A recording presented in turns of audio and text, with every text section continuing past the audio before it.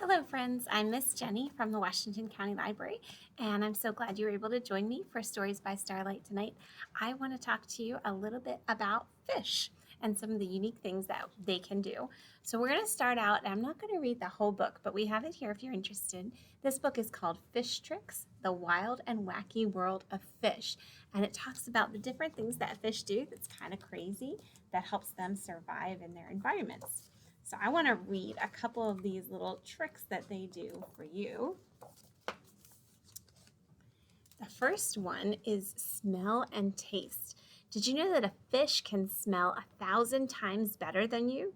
Their noses usually look like small dents in front of their eyes, and the pits are lined with millions of receptors that can pick up smell. Fish that live in cloudy water use their sense of smell more than fish that live in clear water. And on this fish, you can see his little, I think they called them receptors, or the dents in the front of their eyes right there. The next one is called the water jet trick. Fish can use water as a tool. The archer fish that live in the tropical mangrove swamps of India and Australia eat insects that live on the plants near the water surface. So the fish live in the water, but what they like to eat lives on the plants that are near the top of the water. So what the fish does is it fills its mouth with water and squirts it on the plant, which makes the bug fall off. And once the bug falls into the water, it chomps it right up. Pretty cool, huh? And the last one I wanted to read to you from this book is a defense trick. How do you escape hungry predators if you can't swim very fast? If you are a puffer fish, which is this fish right here, you inflate yourself like a water balloon so that you're hard to swallow. To blow up their bodies, puffer fish quickly swallow lots of water to fill their large, stretchy stomachs. Like most adaptations, this one's not perfect. It takes a lot of energy for a puffer fish to inflate their bodies, and they need a few hours to recover. Some pufferfish species have large spines all over their bodies, which make them even less appetizing to predators.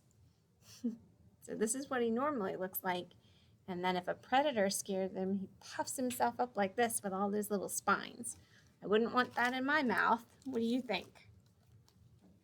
So the book that I want to read next is actually about a whale who did a pretty cool trick. And this book is called Whale in a Fishbowl. It is by Troy Howell, and we are reading this tonight with permission from Random House Children's Books. It said it's called Whale in a Fishbowl. You see the whale? And it's in a giant bowl in the middle of a city. Wednesday lived in a fishbowl. It was the only home she knew. Her name is Wednesday. Her name was Wednesday because, like the day of the week, she was smack in the middle of everything. Everything circled around her. People flurrying, hurrying, worrying. Traffic wheeling, peeling, and squealing. Even the moon and sun and stars circled around her. Everything. But a calm bit of blue that lay at the end of it all. It was there if she leaped high enough, and her heart leaped too when she saw it, though she didn't know why. Can you see what she's seeing? That bit of blue at the edge? There's boats on it. What do you think that is? Mostly she would drift and watch the world go by, people and cars, day and night. Then she'd think about the blue and wish to see it again, and she'd gather her strength and make the leap, and there the blue lay, beautiful. Soon she couldn't get enough of the blue. People said she was doing tricks. Ah, they said, look. Crowds clapped, horns honked. Wednesday would leap and leap. Leaping became her routine. You can see just her tail because she's leaping out of her bowl. But sometimes she'd lie along the bottom. She'd try burying her head in the sand. One morning, a girl in a paisley dress approached and tapped on the glass. Wednesday came close. Hey, the girl said.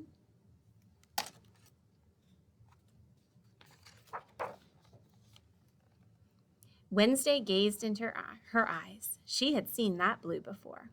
I'm Piper, said the girl, and you are lovely. Wednesday's reflection shone in Piper's eyes. But you don't belong in there. Wednesday blinked. She looked at her familiar shells and plants and at the starfish on the rock. This was her home. If she didn't belong there, then where? Can you give me a big blink? Blink, just like Wednesday. Piper was leaving. A woman was rushing her off. But before they were lost in the crowd, Piper called, "You belong in the sea." The sea? The sea? What was the sea? Wednesday wondered about it all day long and all night too.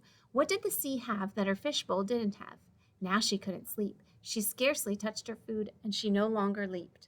Could Piper have been wrong? Piper wasn't a whale. What did a little girl know?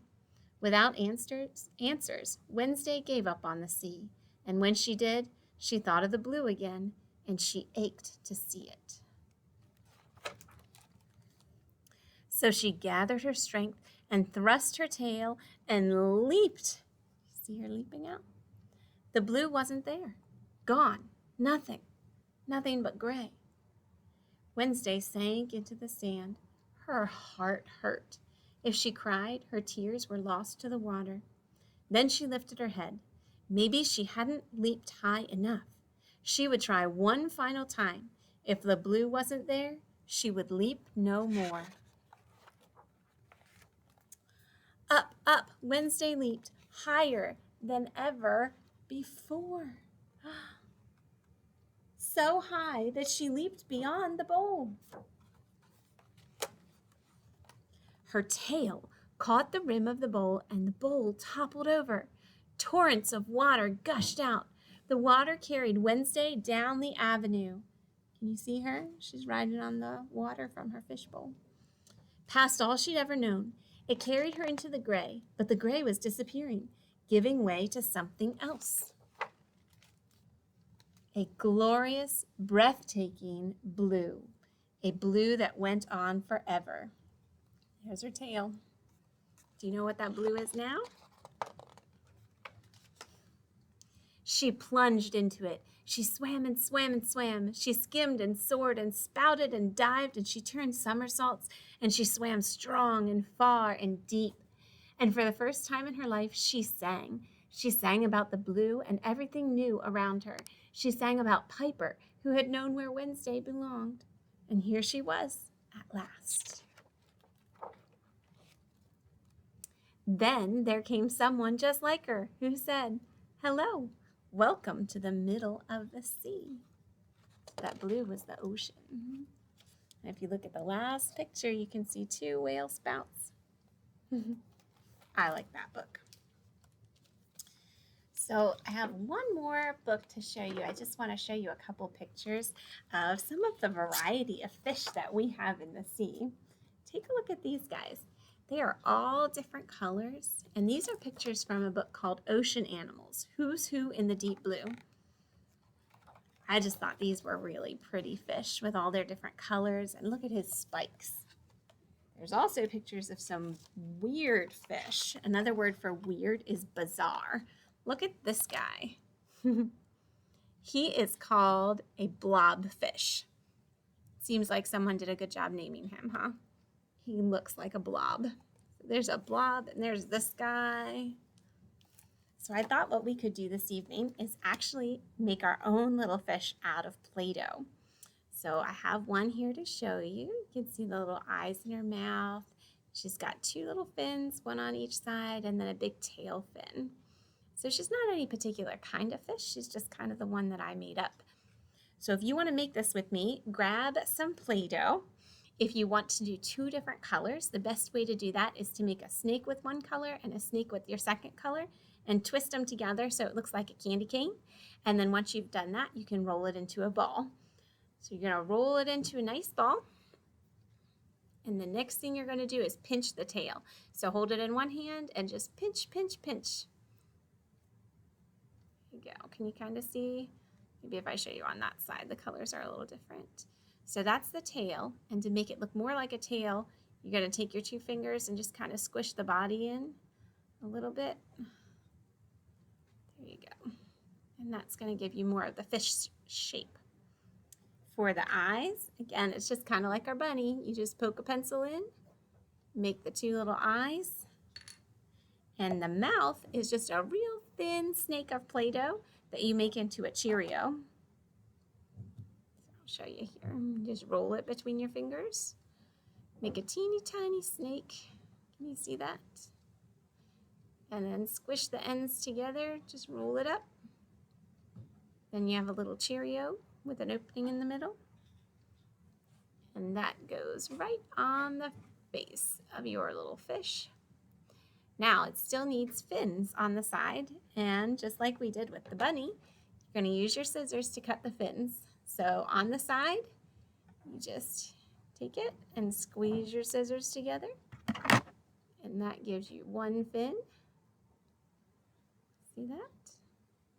And then turn to the other side and slice that. And pinch it a little bit. There you go. Now your fish has fins to swim through the ocean. All right. I enjoyed having story time with you tonight. I hope you all have a wonderful evening, and we'll see you next week.